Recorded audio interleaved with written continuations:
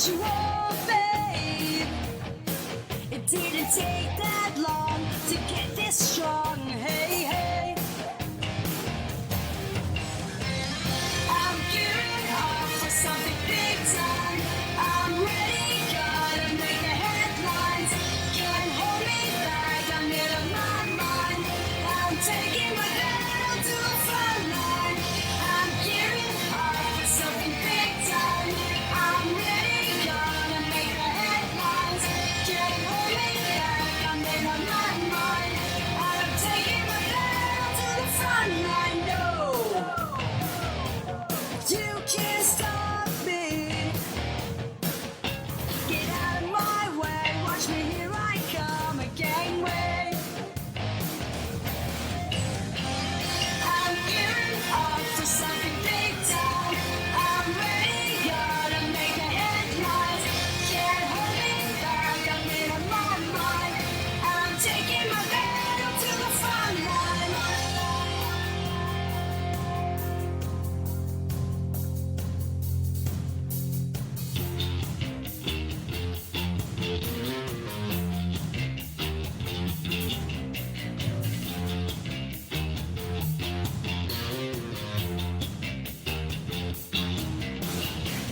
Moving to the top,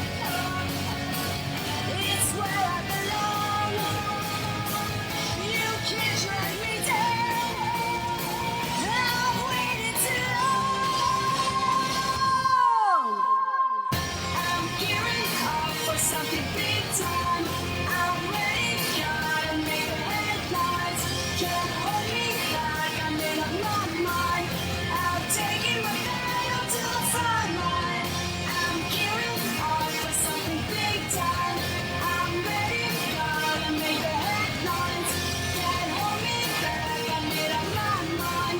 I'm taking my pedal to the front line. That, my friends, is the sound of rock and roll right there. Now, that is Sabrina Fallah, who is nice enough to join us here on The Good with Kevin Thomas. Sabrina, how are you today? I'm doing very well. Thank you for having me. Oh, not a problem. Not a problem at all. Now, I've got to ask this question first because one of the hosts for another one of the shows that we do here on the station, Pete Clemente, host of Pete Clemente Show, and he wants to know, are you an Oilers fan? What? Who are the Oilers? The Edmonton Oilers. I'm not really into sports, Okay. so I don't even follow the hockey team in Canada. So Okay. Nothing wrong with that. Nothing wrong with that. yeah. So I want to first ask you now. You've it's been since 2011 since you released your first self-titled EP. What first got you into music in the first place? Like when did you actually start? Well, I feel I was born into it, and I'm very passionate. So when I was writing short stories and poetry around grade 4, that led me to grabbing my first guitar, and then I started learning guitar to perform on stage, and then I went from there. Now, your voice, it's a beautiful voice. It's a powerful voice. Did you ever receive vocal training, or was that just something that naturally came out? When I first started, I didn't even know if there was even such thing as vocal training. But then as I got more into it, I'm like, okay, I might need it. So yes, I actually worked with Elaine Overholt. Okay. In Toronto. She's worked with a lot of fine artists and up and coming. So actually my grandma saw her on TV and told me about it. So my mom obviously called her, and I went in and sang for her, and she took me under her wing. So, but right now, I've learned so much from it that I didn't need to go there anymore. Right. But because at some point you don't need to go back unless you're having vocal problems. Right. So right. I didn't have to go every week to learn more and more technique. But yes, you should get vocal training if you're going to sing a lot in the industry. Yeah. Now, is it more like breath control or like what exactly do you do in the vocal training? Okay. You have to sing from diaphragm, and it's very interesting because Elaine would try to get me to bear down, like bend my knees to like push on the ground to help me go up to my upper register and not bringing your chin up. You have to keep your chin down. You don't want to stretch the neck, and then dropping the jaw and having a little scrunch like a rock singer does. So all those techniques, and of course there's vocal vowels you work on and vocal warm-ups, and it's going to sound weird if I do it, but it helps to loosen the vocal cords and warms it up. And then after a show, you would do a certain one to bring the vocals back down after a hard work, just to make it feel relaxed and rested. Wow, I've never gotten vocal training, but I want to now. Just to have the proper technique. If you go online and write Elaine Overholt, she has some of her lessons on YouTube, and you can see how she teaches. Yeah. Now I want to ask. Now are you originally from Ottawa? Yes. Yeah. What is the Ottawa music scene like? Because I've been to Toronto before. I've been to Kitchener before. Yes. Toronto is bigger. Yeah. I've been to Toronto too. Ottawa is amazing, but now we're in this pandemic thing. I don't know what's going to still be around after the pandemic, but I went to the bars and the venues and the open mics. I did open mics every night here. So and the festivals, the Blues Fest, West Fest, Ottawa Tulip Festival, which are during the summer, and so I've done all those festivals. So we have good festivals here. Now, speaking of the pandemic, has anything changed for you, or has it just been more about writing and sort of getting the music prepared to release? It actually slowed down my performances because I can't go out. Right. But it got me to learn how to do it virtually. I'm not the type of person that likes to sing in front of a camera and pretend there's people in front of me when they're on the net because, you can't see them. So I'm learning to do that. And yes, I am writing, but I'm doing a lot of sending my music out to stations as well to get played and get interviews. I'm just trying to stay as busy as possible so I don't feel like there's nothing to do. So I just try to be positive, and I still go out, but I don't go to malls or anything because I don't want to risk it right now, going out there thinking everything's okay when it's not. So, and we are still in lockdown as well. So it's not like we can even go do much anyway. Yeah, and what is the situation up there as far as I know down here we've got mass vaccination centers and whatnot. Are there enough vaccines being distributed up there? From what I've heard, I hope I'm not wrong, I think we don't have as many, and that's why they're going by age. Okay. Because they haven't reached my age, and I haven't even gotten the vaccine, but my parents have. So Yeah, yeah, but people are getting vaccinated, but when I went to find out if I can get mine, they didn't have enough to for everybody. So it's going a lot slower than we expected. But I've heard that in the States, you get vaccinated pretty fast.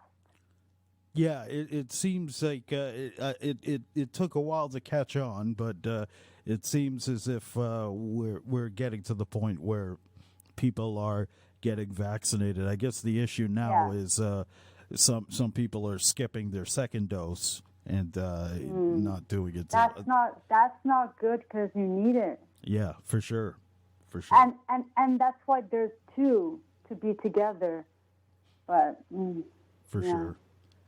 Now, I wanted to ask you that. Now, I heard a song like "Hurt" and beautiful song, acoustic. Now we just listened to the front line, Yeah. and I want to know, what is your writing process really? I mean, do you start with music first? Do you start with lyrics first? Is it sort of a melding of the two at the same time? Like, how does that work for you? I don't have a process because lyrics could just pop into my head, and then the melody. Sometimes I just grab a guitar, my guitar, and just start strumming, and then the lyrics come out. But normally, if I'm trying to really just not just write anything down, but just plan it, I normally think of the theme, and then think of what I want to talk about, and then I have the melody. But sometimes if something comes out fast, that there is no order. Okay. But yeah, I don't follow a structure when I'm writing. I just write it down, and then later on I fix it up and work on it. But yeah, but I like to have my guitar with me while I'm writing, so I have the melody to go with it. Right, right.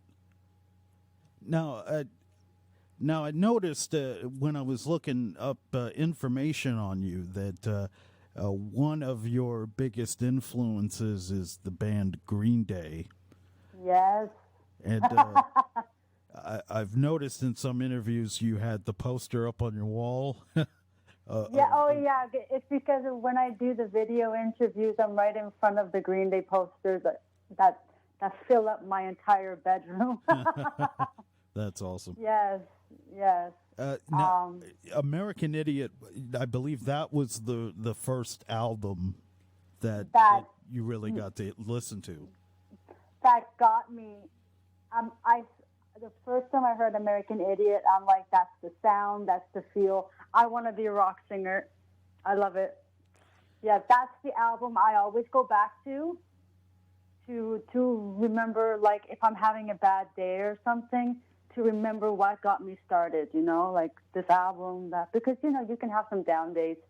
But Green Day is the band I go to help me every day in my life. They make me happy. And I will never forget what Billy Joe said.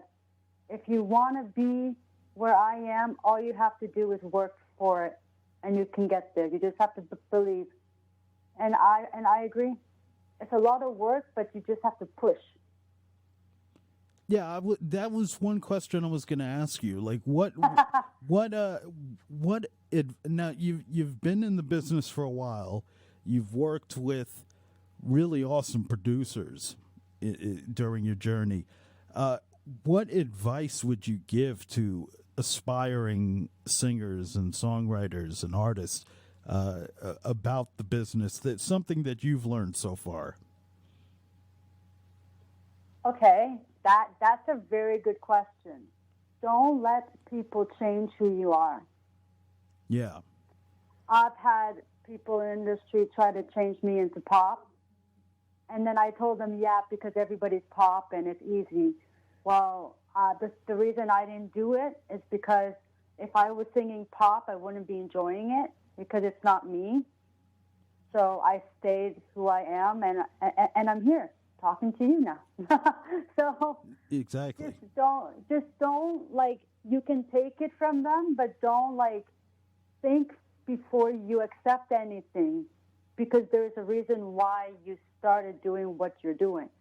But I've learned that it's always okay to say, no, I don't want to do it. Right. It seems like It's hard, but eventually you'll be able to say no, because in this industry, sometimes you have to say no to certain things. But yeah. but that's a big one that I had to say no to, and I'm like, and I'm glad I did, because I am doing really well in rock, and I'm glad I didn't go to pop. So Yeah. No, I'd agree. I've been listening to your tunes. I mean, especially Ask was one that I really liked. okay, In fact, asking for help. that one reminded me a lot of Green Day right there.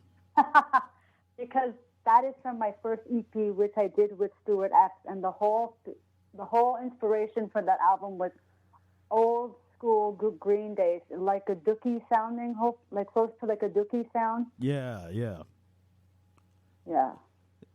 I grew up on Dookie. That is one of my favorite albums. And American Idiot is amazing. Just American Idiot is like, wow, like it was the like it really did well for them, that album.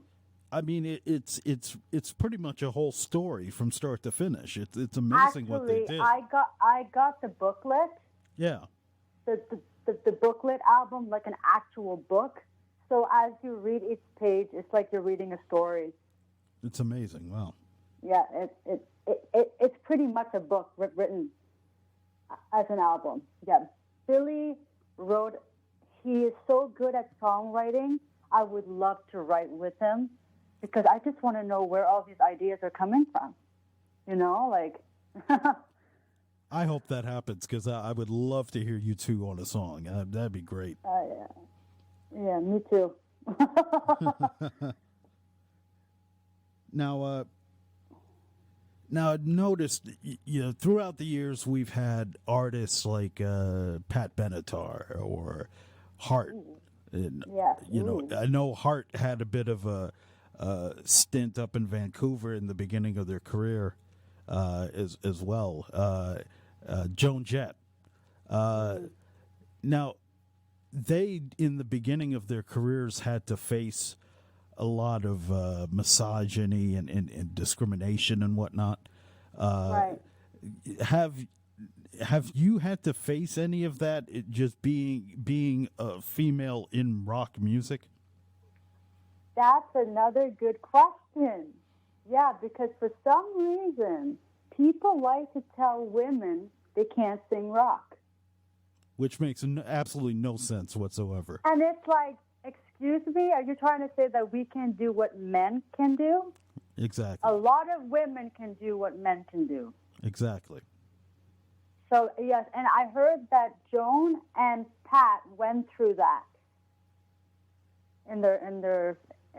on their journey, that the people said they couldn't sing because they're women, and that's not true. Us women can rock. Yes, there's no doubt about that. No doubt about that. Now, you got to work with some awesome producers along the way. What were you able to learn from them, from those experiences? I think you worked, you said Stuart Epps was one, Chris Burkett. Chris Burkett and Kent Wells. Kent Wells in Nashville, yeah. What did you take away from working with those guys? Oh, they were all great. I would love to work with them again. They all the best thing about them is they all got to know me first before I went into the studio, so they got to know me as an artist. They made me comfortable too, to feel good, so I'm comfortable to start recording. The best thing I would have to say is they let me be creative. They didn't take over the creativity, so they all asked me what did I want to sound like, who are my influences, what did I want in my music, and it was exactly what I wanted. It came out in the production. So Yeah. That's awesome. I mean, it's great to be able to get that kind of support when you're trying to be creative, when you're trying to put something together that you really care Yes. about. It's great to know that you can be in good hands with because not all producers are like that. I mean, there's some that it's their way or the highway, but you know, Exactly, especially that producer that I won't mention names that Yeah. wanted to change me. So right. yeah, and as soon as he wanted to change me, you know what I did? I walked away. I literally said, "I'm not working with you." Good for you. If the producer you're working with cannot see what you want to do and doesn't believe in what you want to do, walk away. Go Right. and find somebody else, because then it's going to be a lot less stress on you to try to do something just because somebody thinks that it's good for you, because it can always turn out wrong. Like, I could do pop and I might not even have the same success as I do now. So that's why I just went with what I wanted to be and not take the pop, even though I like pop, but that's not what I want to do in music. Yeah, and that's the thing. I mean, you what you create and what you'll listen to are two It's totally very different things. Oh, yeah. I listen to pop all the time, but that's not what I'm trying to create and release. But pop is great, but I like to add some edge. Yeah, for sure, for sure. Now, speaking of edge, I want to I want to ask this question because I'm interested as far as the biggest thing in the music business, at least the mainstream, is concerned, hip hop music. Now, Yes. what do you think about the state of rock music today? I think it needs to be heard more.